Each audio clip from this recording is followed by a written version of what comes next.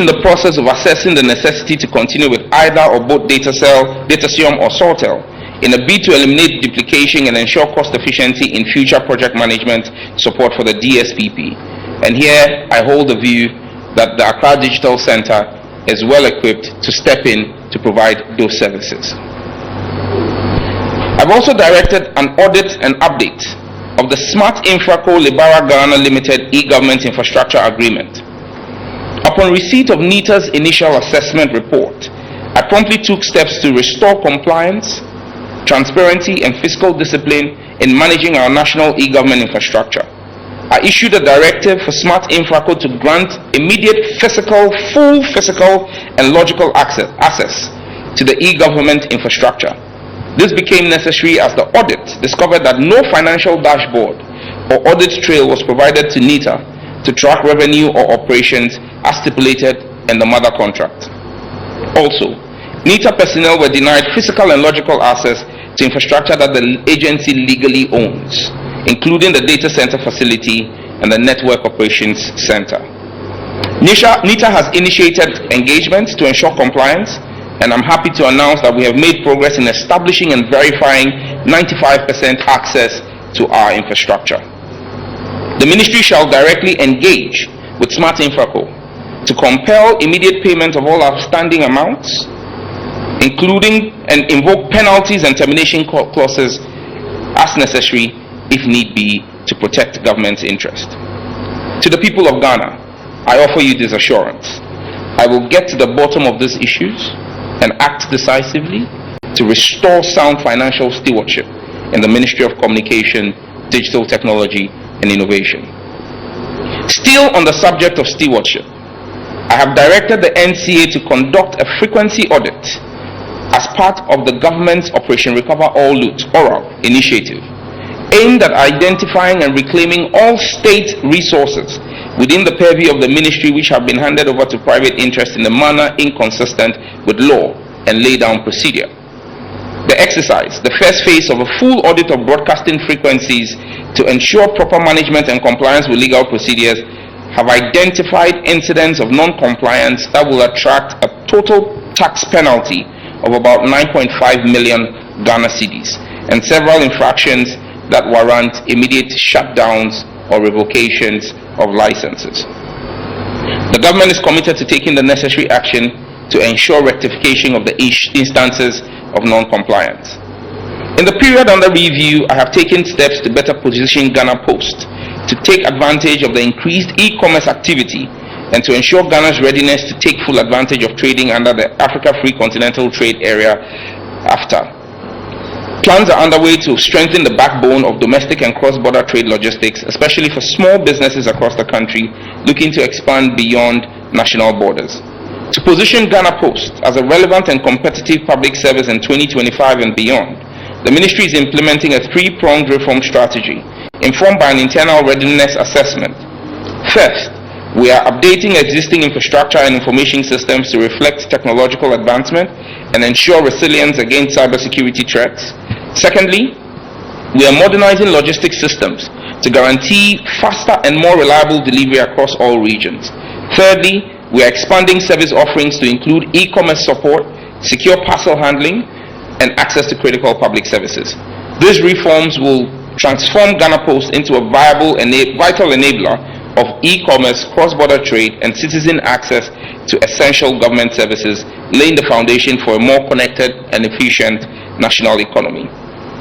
In line with the critical reforms necessary to reset the ministry when I took over, I took decisive steps in consultation with the World Bank Country Office in Accra to terminate the contracts of 13 staff under the Project Implementation Unit of the World Bank-funded Ghana Digital Acceleration Program.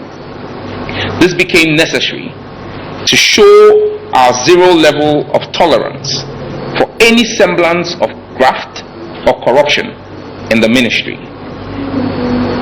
These terminations were patriotic action aimed to save the state from any representation that affects our international image.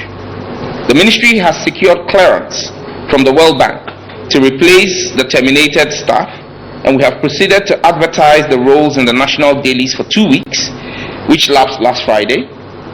The interview panel is conducting a robust competitive assessment to select the best suited candidates as replacements. I have also directed the acting administrator of the Universal Access Fund, GIFEC, to immediately begin an asset inventory of all our infrastructure across the country to ensure that these centers, built primarily under the first John Dramani Mahama administration, are put to use as a 360-degree whole-of-government center, bringing digital government services to the doorsteps of Ghanaians. GIFEC has also stepped up work to complete the outstanding rural telephony project to improve Ghana's digital inclusion drive. The completion of the project will connect an additional 4 million Ghanaians to the digital highway. On the legislative flank, we have begun work to evolve GIFEC into the Digital Economy and Innovation Development Fund in line with the NDC's Resetting Ghana manifesto. Even as I remain focused on delivering on the President's charge, I am minded by the increased incidence of orchestrated campaigns of mis- and disinformation. I have instructed the Cybersecurity Authority to immediately improve its digital surveillance and monitoring. Several collaborative operations with sister security agencies have been undertaken, and as we speak, some are currently underway, to send a clear signal that such acts of public mis- and disinformation will not be tolerated. The government once again reiterates our respect for the freedom of expression and the rights to public and private communication of citizens, but also wishes to remind us all that we have a collective civic duty to be responsible in our communication. In the spirit of full transparency, we present a specialized legislative document on misinformation and disinformation before Parliament to be passed into law in its next meeting to create a clear legal framework for law enforcement. So notice is served. Once the law is passed, we will clamp down on you if you engage in mis- and disinformation. Ghana's digital voice continues to be heard on the global stage. From the Mobile World Congress and the ITU Forum to the World Bank Digital Summit and the Global Summit on AI in Africa, we have articulated our digital ambition and built valuable alliances. Our priorities remain clear as we advance: to build a digital Ghana where innovation thrives, access is equitable, and all shared technologies benefit. We have continued to deepen our strategic international partnerships, engaging in technology diplomacy with the UNDP, Germany, Turkey, and Italy to strengthen our digital infrastructure, policy frameworks, and innovation ecosystems. The World Bank, ITU, DCO, CTO, ATU, and Smart Africa remain strong partners in our digital reset agenda, and I'm grateful to them for their support so far, and I look forward to achieving our shared goals. As we move into the second quarter of the year, the Ministry is poised to make even more significant progress towards a sustainable plan to ensure reliable and affordable internet for all, the pilot of the 1 Million Coders program, the National AI Strategy, and digitizing public service delivery. We would see the strengthening of our policy and regulatory framework. We would commence public sensitization and education towards the impending SIM registration. And let's be clear, I didn't say a SIM re-registration. SIM registration, a proper SIM registration. And we would also do a central equipment identity register. We believe that we will roll out on the 1st of July this year. And the NCA Director General is smiling because he wants the 1st of July date. So we will roll out 1st of July. But let me be clear, there will be no long queues. Ghanaians will not have to leave their jobs to go and queue. And that's why I said it's not a re-registration, it's a registration. It will be the first time you will have a proper registration of SIMs and documents driven by technology to ensure that from the comfort of your home, your SIM cards will be verified and registered.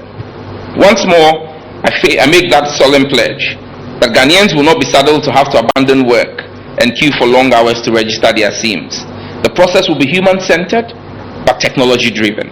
The registration is critical for our collective security as a nation. Ghana's digital future is being built today with purpose, with strategic partnerships, and with the people at the center. Let's press forward. May God bless our homeland Ghana and make her great and strong. Thank you.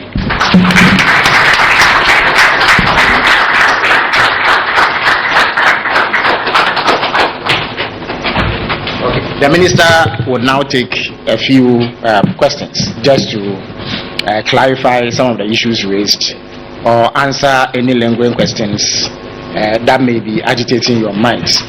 In the interest of time, we will take 2 rounds of questions. A first set of 5 questions, which will then be answered, and then another set of 5 questions. So put up your hand if you have a question. But each questioner is limited to 1 question only, so that we can make progress and be brief. All right, so please come up here. All right, is there a microphone in the background? Now please take it there, so you don't need to walk up here. Just take it to the middle there. Hand it over to those. Hand it. Okay, all right, fine. So please come forward. The cameraman insists that they want to see the questions. So perhaps our effort to introduce innovation has been shut down.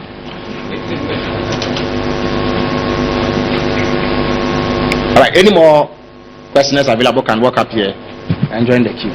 So please ask your question. Identify yourself and then ask your question. 1 question each, please. All right, my name is Adnan Adams. I work for Economy Times newspaper. We're in a country where the telecommunication networks, I don't know to say whether they deliberately, manipulate their network. In certain situations where, for instance, you subscribe to a particular bundle where probably it's to the advantage of the customer, you realize that within that very moment you cannot access internet the speed as it is before, like if you are using the regular bundle. And these things have been happening most of the times. Even on holidays you see these things happening. Then the normal bundle you have bought to, you cannot use it until the one you have subscribed to finishes. So as a minister, what will you do to help improve the network services? So in short, you want to know what the minister will do about what you perceive to be shortchanging of the customer by telco companies. All right, telecom companies. Yeah. Next question, please.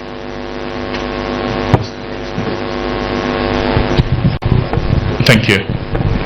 Yeah, Minister, you spoke about the debt owed American companies.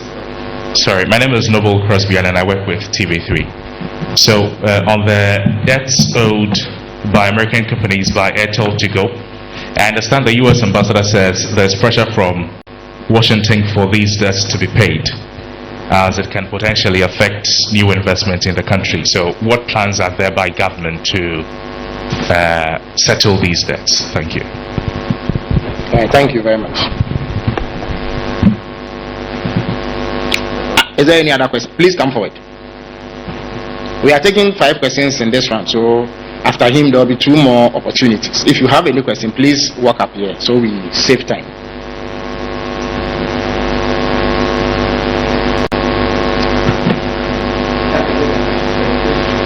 Please come this way. Just okay.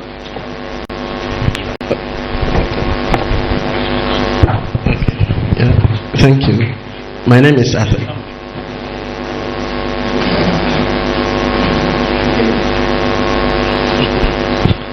Okay, thank you. My name is Arthur Mensah from Ghana News Agency.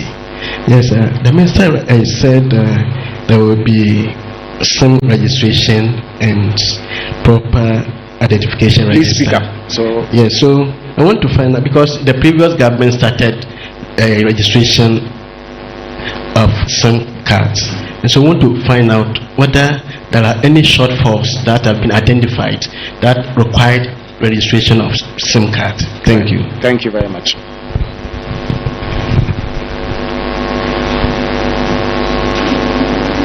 Is there any other question? Please come forward.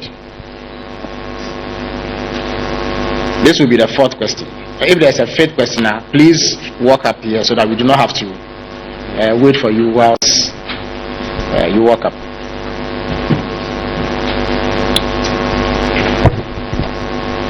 Good afternoon. I'm Bill Slizy from Ghana Online. I would like to ask, since you are dealing with information, social media too has become one of the platforms that people bring out information. With the new media or with the new social media, What is the ministry going to do about those who are hiding behind to bring out this false information out? So you want to know what will be done about fake news? All right. A final question in this one. Please come up.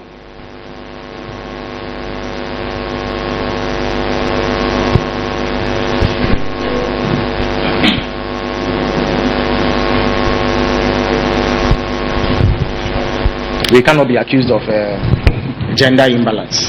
That's it. So you've saved us a lot. Okay, so I'm Erica with MTN Ghana. I wanted to ask Erica with MTN Ghana. Okay. MTN. Okay, this is highly unusual, but we welcome it nonetheless.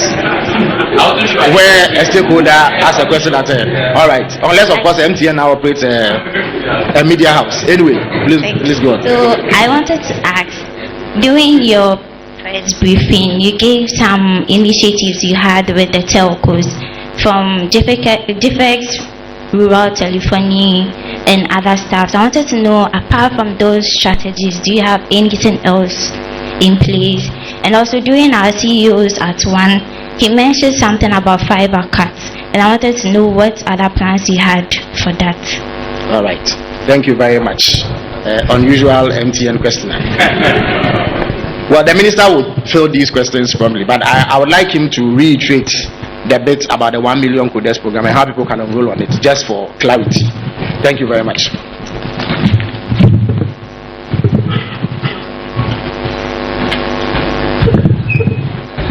All right, thank you very much. I think that I would start with the minister's question on 1 million coders, so we're clear about that. So there is a website that's been created. This is the pilot. The pilot is going to happen on Wednesday next week. That's the 16th. The pilot is going to be launched by His Excellency the President himself at 11 a.m. from the Ghana-India Kofi Annan Center of Excellence in ICT, right next to the Ministry of Communications. Now, what we're doing is, over the next 1 week, the portal is going to be open. It's www.1millioncoders.gov.gh. There are currently 6 courses that are available in 3 disciplines. You can go online, click on it, and fill the form as an applicant. There will be a review of the application, and if you are shortlisted, you would get notification. And we're taking applications for people to go to our physical training centers in Accra, in Kumasi, in Sunyani, and in Bolgatanga. We would launch on the 16th in the 4 centers at the same time, because we're a tech ministry. We can flex more and show that we have technology to connect across the country from 4 areas. So the URL again is www.1millioncoders.gov.gh, and you can fill out the form. The one is ONE. Everything is in words. So it's ONEMILLIONCODERS. Well, I'm just told that even if you use the number 1, it also works. So even the number 1 will work. So whether you spell it out in letters, yeah. So whichever ways you go about it, it shows you that there's been a reset even in our technology. But yeah. Adams from Economy Time spoke about data bundle pricing and specialized data bundles. I've gotten a number of tweets about that, and the Director General of the NCA is here. He's the regulator. Is one of the things that the NCA is actively looking at. If we find any incidents of price fixing or price tampering by any of the telecom operators, be rest assured the regulator would instill or impose very stiff fines. We have a regulator that is on top of their beat and will not tolerate anything that shortchanges the Ghanaian people. The thing about specialized data bundles is that at times the pricing per megabyte may be different from a regular bundle that you have bought. So you always need to be minded about the terms and conditions, because whenever you get an offer, people look at the big print and don't read the fine print. So at times you see specialized or special data bundles, but if you read the fine print, the per megabyte pricing is different from your other data bundles. So this in itself could account for what appears to be the speed of certain data bundles and all. But again, the regulator will look at how we can have a harmonized system so that people have a uniformed customer experience whether they're using the regular bundles or whether they're using special event bundles. But I can rest assured on the 5 Independence Day, 5 public holiday bundles. And I know there are people who said, oh, Sam George and the president are taking credit for something that used to happen. They never used to give you 5 national holidays.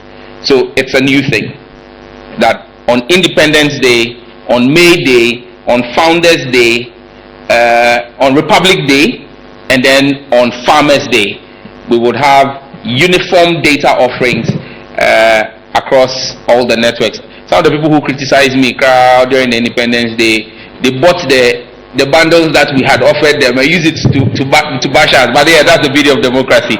So they should look forward to May Day, 1st May, to celebrate our workers. There will be another data bundle offering. Noble from TV3 asked about the debt to ATC and plans to settle.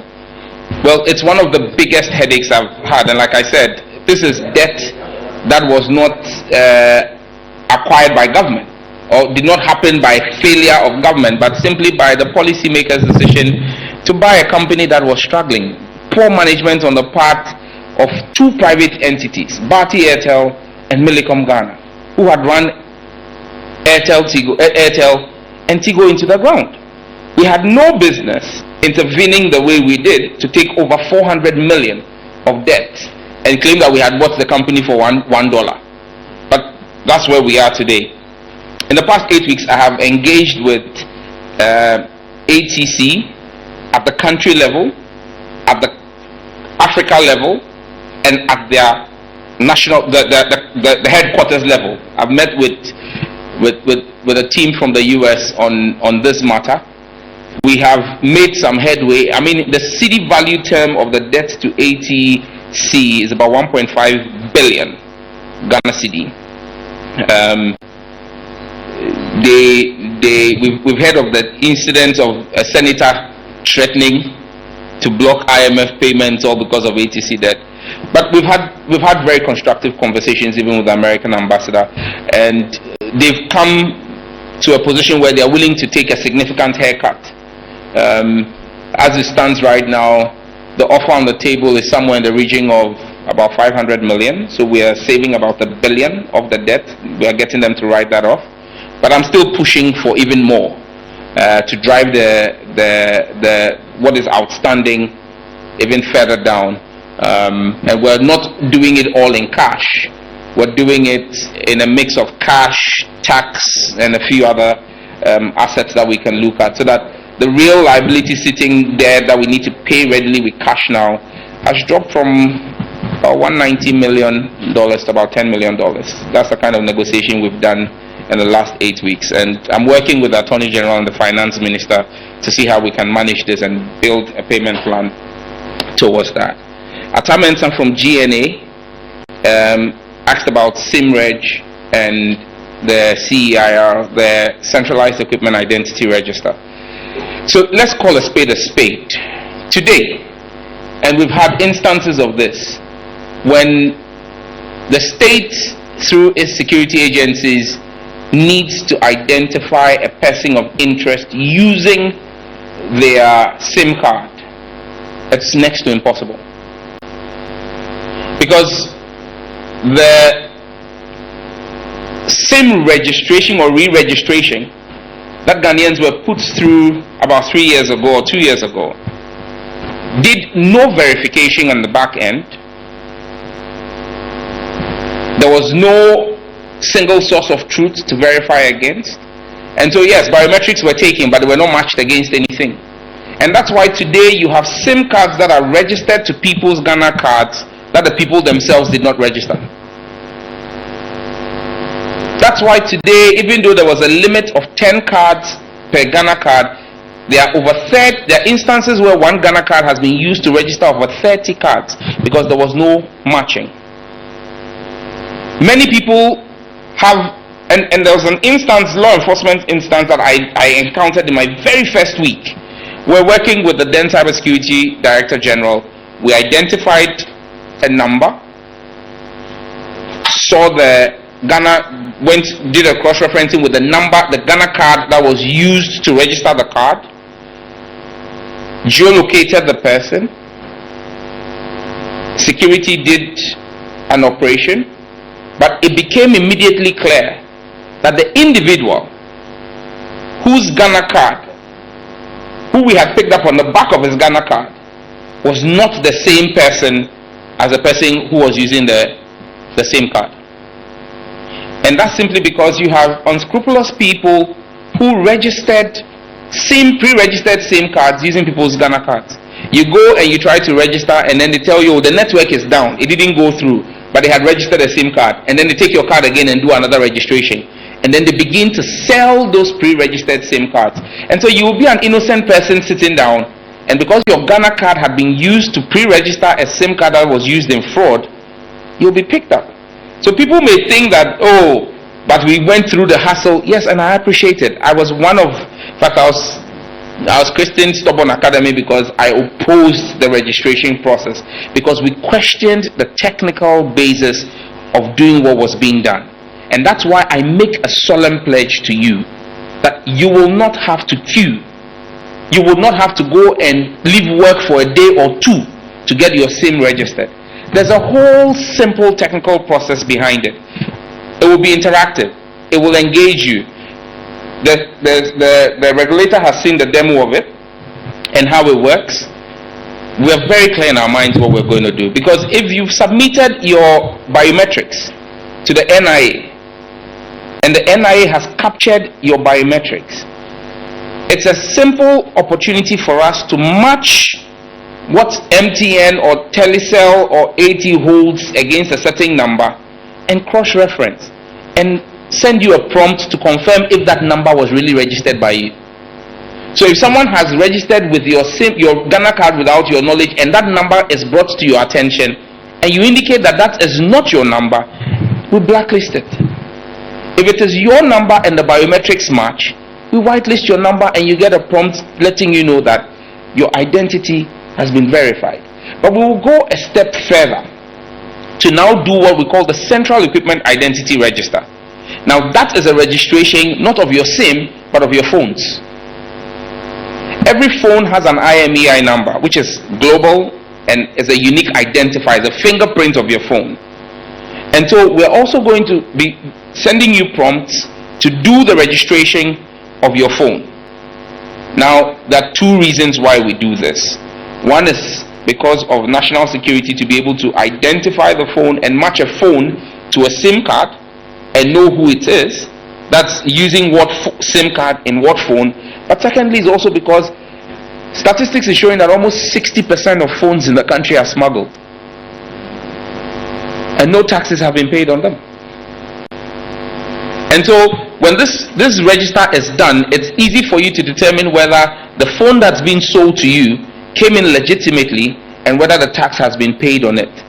If the tax has not been paid on it, you can demand of the vendor to pay the tax, because a time will come where if the tax has not been paid, the use of the phone will be impossible. And so there are compliance measures. But you see, the good thing about that is it also helps us to create an opportunity to improve financial inclusion, because now the access to credit using fintech becomes secured, because fintech operators who are giving loans on phone, who don't get to see you, know that in the case of a default, it's possible to reset your use of your phone. I was careful to see when I said it is possible to quickly add the reset. So we will do that, and the shortfalls. Yeah, and stolen phones, for example. If your phone were to be stolen and you were to report, we'll be able to identify if your phone and your number match your Ghana card, which we use to verify and register you, and immediately triangulate and geolocate the phone and disable that phone. So then the ecosystem for stolen phones is gone, Because if you steal somebody's phone and a report is made, you can't sell the phone because nobody can use the phone. It's blocked and locked. And we're not just doing this here. Once we're done here, we're going to marry our Central Equipment Identity Register with our neighbors in the sub-region. So you can't even steal from here and take it to Nigeria. Or you can't steal from Togo and bring to Ghana. Because once it is flagged in any country in the sub-region, we will block it completely. So we are putting a few people out of business. But I think that's a good thing. Isaac from Ghana Online asked about fake news and what will be done. I'm clear in my mind, and the Acting Director General and deputies from cybersecurity are present here. I have mandated that a team dedicated to building digital dossiers has been working for the past 2 weeks. And so for those who've been engaged in mis and disinformation, know that criminal offense has no limitation of time. We will be going to Parliament as soon as Parliament resumes in May. It's going to be one of the first things I'll lay before Parliament, specialized legislation on fake news. Today, you can choose to extend the reach of the Cybersecurity Act to try and do some prosecution, but it's a very long stretch. And so we're coming in with specialized legislation that will be very respectful of the freedoms of speech. Very respectful of the freedoms of speech. But where the lines are crossed on intentional misinformation or palpable disinformation, the law will be spelled out from Parliament on what the punishment will be. We cannot be in the jungle on the internet. And the law would work in tandem with platform operators to ensure that as quickly as possible we deal decisively with those. So once again, I repeat, the era of fake news is coming to an end.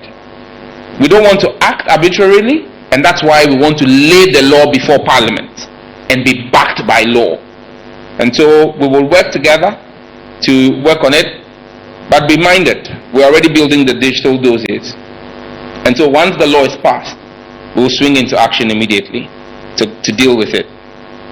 Erica from MTN, and I mean it's a novelty that we had a player here ask questions. Any other thing policy-wise? Yes, there's a lot policy-wise. But like I said, I'm reporting for Q1 the things we've done.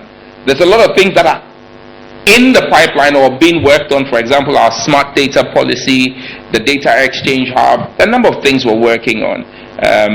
Support for farmers using tech, healthcare using tech. There's a lot we're working on, but because we have not finalized it in Q1, I'm sure that by the time I'm doing my Q2 reports, maybe in the first week of July or end of June, I'll be telling you a few more on the other things. I didn't want to come and stand here and say we will. So if you listen to me, everything I've spoken about is what we have done in Q1. And so there's a lot more from the ministry coming your way. Fiber cuts, absolutely critical, and we've been working with the Chamber on telecoms on that. Engineer Ken Ashigbe sent me pictures from my constituency last week where there was a major fiber cut in the Dawa enclave. And then just 3 days ago, Ghana Water cut fiber around somewhere, a very high profile residential area in Accra, and it's one of the problems we're dealing with. But I'm looking forward to working with the Minister of Water Resources, Works and Housing, and the Minister for Roads and Highways to have clear understanding that you cannot say you are going to construct a road. You cannot be Ghana Water and just go and cut into the road and then cut fiber. It's impossible. And again, legislation on fiber cuts, because the question now becomes, when the fiber is cut, they just cut it and they leave, and it comes back as cost to the telecom operators. And because the telecom operators are not descendants of Mother Teresa, they pass on that cost to the same Ghanaians, and we complain about the cost of data, because data can only come through fiber. And so when the fiber is cut, it affects our pricing, because in their model, they're always putting in a certain variable for fiber cuts, and we need to deal with it so that when roads are going to be constructed, they will get in touch with the regulator and the ministry to identify where fiber is laid, and then we can do the relocation of the fiber properly. I think that one of the things we'll do is keeping the designations of critical national information infrastructure and make it a criminal offense, irrespective of whether you are a road contractor or whether you are Ghana Water. If you cut fiber, you'll be criminally liable for cutting it. Because if you remember 3 years ago, when we had a triple fiber cut in the country on the same day, 70% of our country could not make phone calls. Imagine what that means for a country like this. Or when we had the subsea cable cut, what that did to us.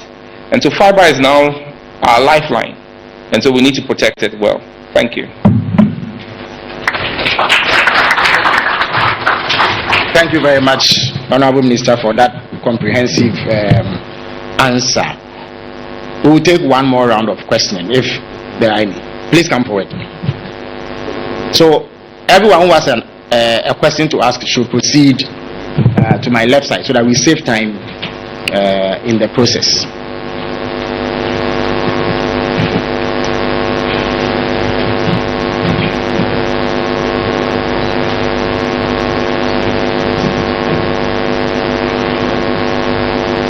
So once again, identify yourself and restrict yourself to one question. Yes, please go. My name is Ibrahim from VOA. The question I'm having is that national identification card, there's a lot of people who have not registered, and still in progress that there's a lot of people who have not get their national identification card. So how to register? How is the minister going to solve that issue? Thank you. Okay. So you mean, how are there any ways through which people who do not have national ID cards can register? Or better still, is national ID card the only registration document that is applicable in the SIM registration? All right. It's an important question. Yes. All right. Good afternoon, Honorable Minister. I think there's high incidence of... You've not identified yourself. Sorry, my name is Nana Boku from Daily Searchlight in Lucifer. There's high incidence of internet fraud. You are there, somebody say, oh, I want to take you to UK to go and work there. Somebody will say, oh, I'll double your money for you. All kinds of information on the, just to do people on the internet. What are your ministry going to do to suppress this kind of, if you like, internet fraud? A lot of things are going on. And then my second question, if you care. You made mention of the fact that you are going to review some agreements signed by the previous administration. Aren't you going to incur some redman debts, if I may ask? All right. Well, I think my second question. My question has been answered. Okay. So, his model is in anyway, but it's been achieved. All right. Yeah, thank you, Honorable. My name is Isaac, and I'm a citizen of Ghana. Yes. I see. I really love the project. That's also unusual, but there's a media briefing. But anyway, on the 1 million projects in IT. You mentioned is gender balance, 50 for male and 50 for female.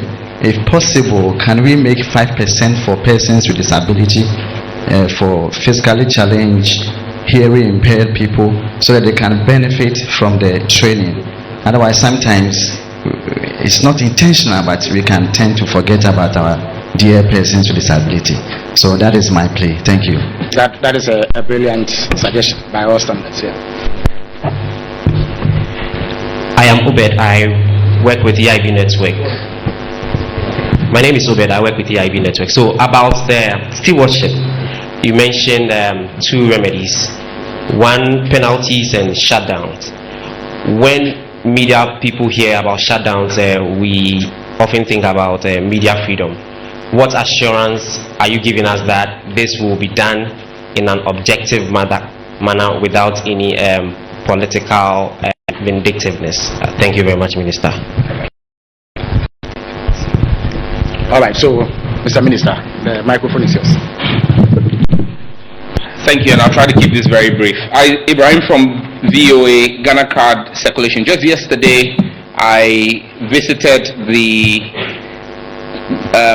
company that produces the Ghana cards, ICMPS. I think they're called Margins Ghana, and we looked at their facilities. Per the statistics, we have about 80%, I was told, or slightly over 80% of distribution of Ghana cards. I'm happy to note that the Acting Executive Secretary of the National Identification Authority, Yaira Poku, announced earlier this week that in Greater Accra they were doing a redistribution of Ghana cards. So if you had registered and you didn't have cards, there was the possibility for you to pick up your card.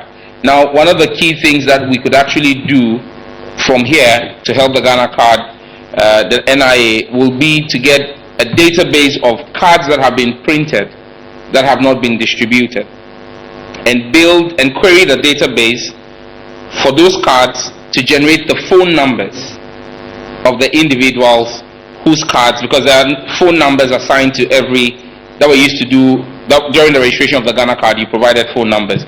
So with the query of the database, we can get those phone numbers, and at the Communication Ministry, I'm sure we can be able to work closely with NIA. Once we get those phone numbers, to work with MNOs to send text messages, identify their current locations, because people would have, some people may have moved, and then we can then use our GIFEX CICs as distribution centers, where those are closer than regional offices of the NIA, where people can go and pick up their Ghana card. So the solutions exist for us to, but the vision and the dream is to make sure that every Ghanaian gets a Ghana card so that they will be able to register. Again, on the SIM registration thing, there are also instances where one person, the father's Ghana card was used to register for the wife and all the children and nannies and everybody in the house. I'm sure we'll look at the dispensation and see how well we can decouple at this point in time, now that people have gotten their Ghana cards, so that each individual can have their Ghana card linked to their name. You don't want to be a father and you are sitting there and get picked up because your son has gone to misbehave, and when they check the Ghana card, it was your name on it. So we'll look at that. Nana Poku from Daily Searchlight: internet fraud, money doubling, worrying. Let me use this opportunity to plead with my countrymen and women, especially the young people of our country. I know that we are all looking for opportunities, but no minister of state, no member of parliament will come on Facebook or TikTok, leave everything that they have to do, and come into your inbox to greet you, ask you how are you doing, and ask you how can they be of help to you. You've not finished solving the problems in our constituencies.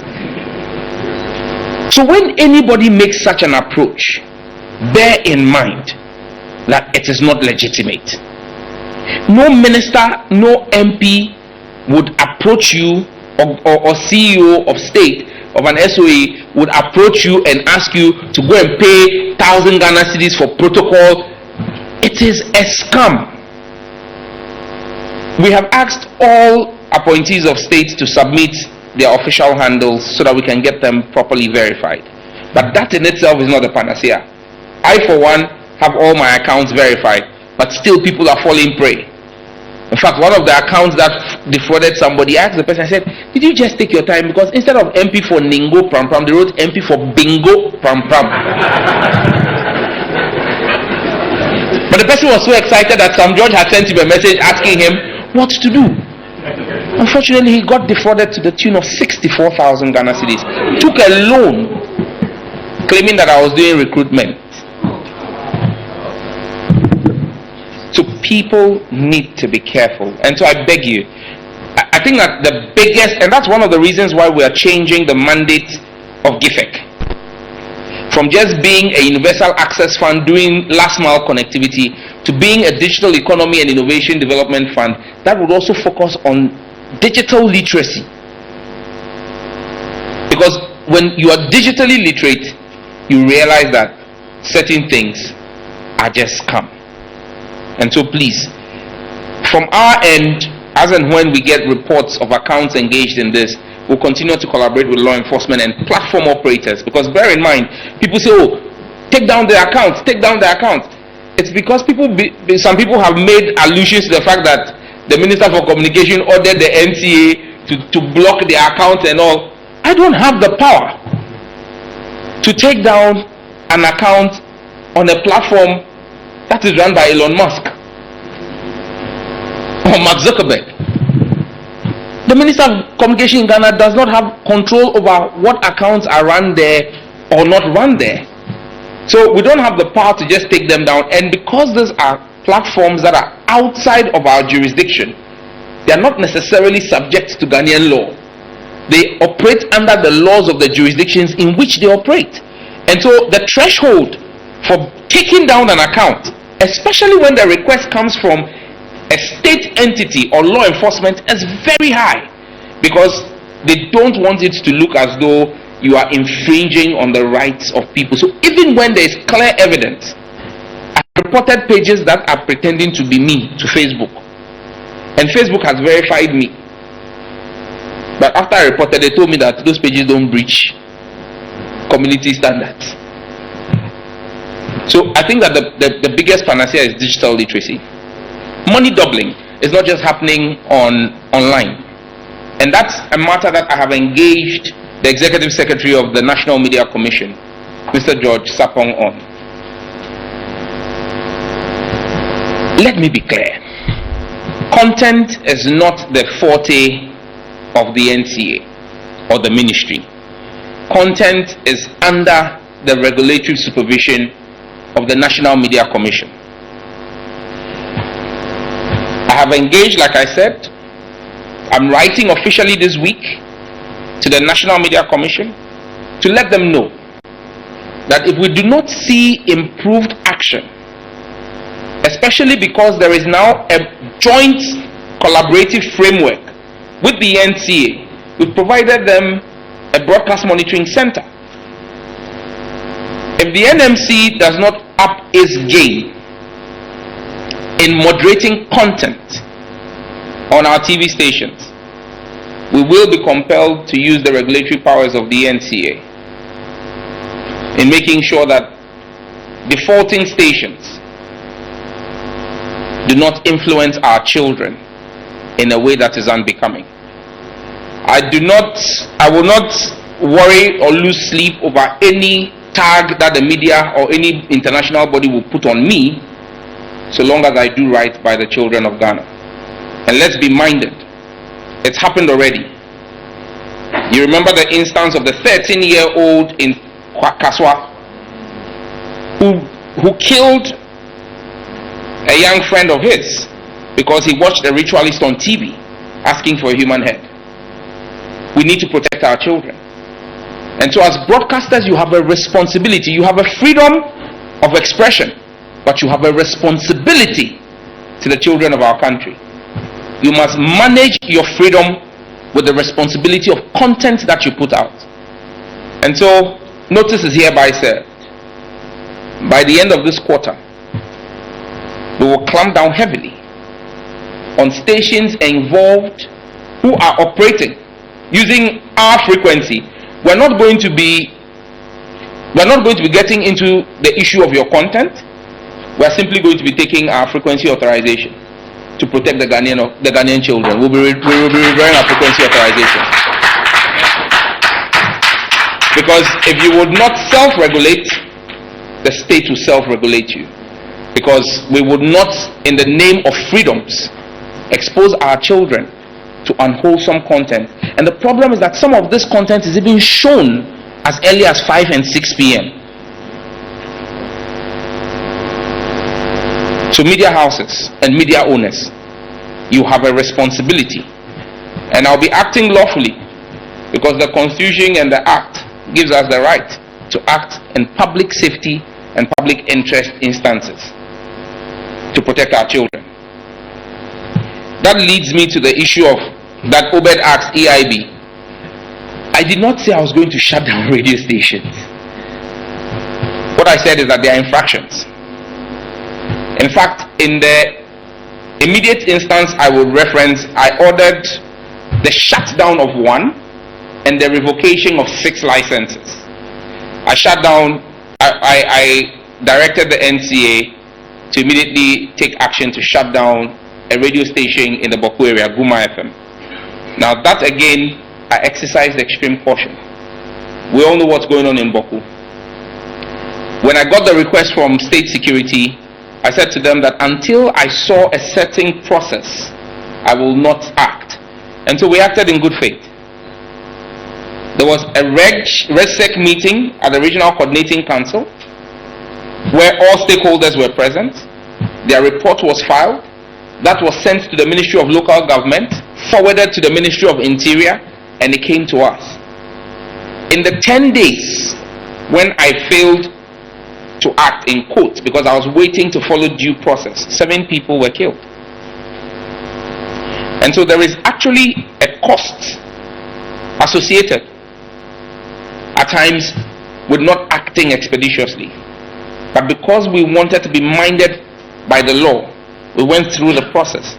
And so that station had its license revoked because it wasn't the first time. The previous government had actually suspended their license.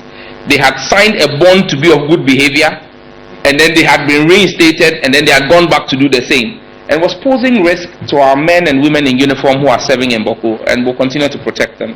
The other 6 stations had varying degrees of infractions, paperwork, fees, and so I have not revoked those licenses. I've suspended those licenses. There's a difference between the two.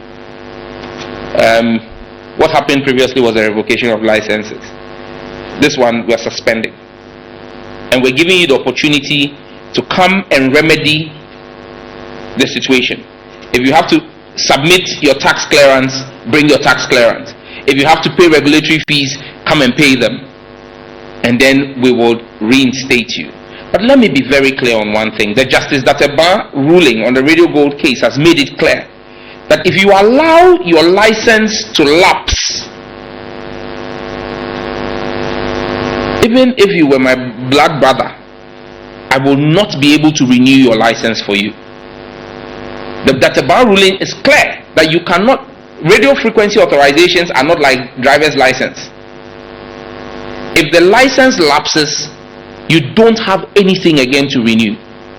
And now the NTA has commenced serving notices 6 months before the expiration of your license, notifying you, because you need to indicate by law 3 months to the expiration that you will renew your license. They remind you 6 months, they remind you 3 months, and remind you in the week of its termination or expiry, and you still don't go to renew. You can't blame anybody when you come for a renewal and we tell you that there is nothing to renew. The law will comply with the law. So be rest assured, we are not going to shut down arbitrarily. In fact, there's about what? 50, the outstanding ones, there's about 53, about 53 in different categories. I still haven't acted, not because we have not concluded the audit, but I've taken my time to engage Media Foundation for West Africa and put the evidence before them. The next step for me is to go to Parliament, put the evidence before Parliament itself, before announcing the suspensions. And when I announce the suspensions, we will give them a time frame within which they can restore, they can rectify and cure the anomalies, and we would reinstate those licenses. There has to be discipline. You would agree with me. If your media house is paying all of its fees and submitting all of its documents, I don't think it's fair to you that someone else would sit back and not do what they ought to do, and we say that because of media freedoms, everybody, then next year you won't do, because then everybody will say media freedom. There needs to be some level of discipline. Quota for PWDs, asked by Isaac, citizen of Ghana. Today I thought when he said citizen of Ghana, I thought it was a new media house. But Isaac, I mean, that's a very good one.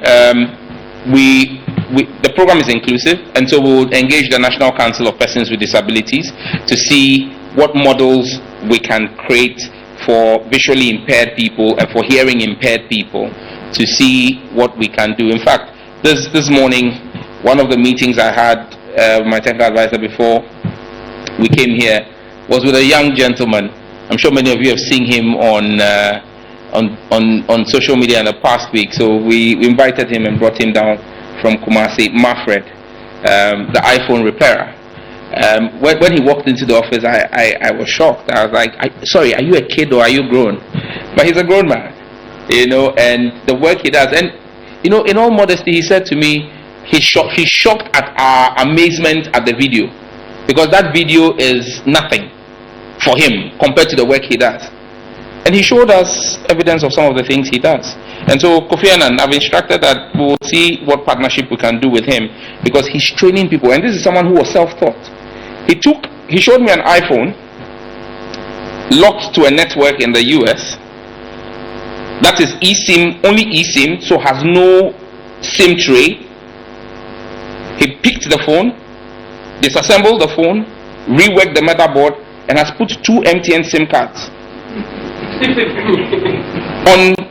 And so when you take the phone and go to the software, the settings page of the phone, it shows you that it is SIM locked to, and shows you the network is SIM locked to, but MTN calls are going pepper on it. We've got talent, and we want to see how well we can scale up some of this talent.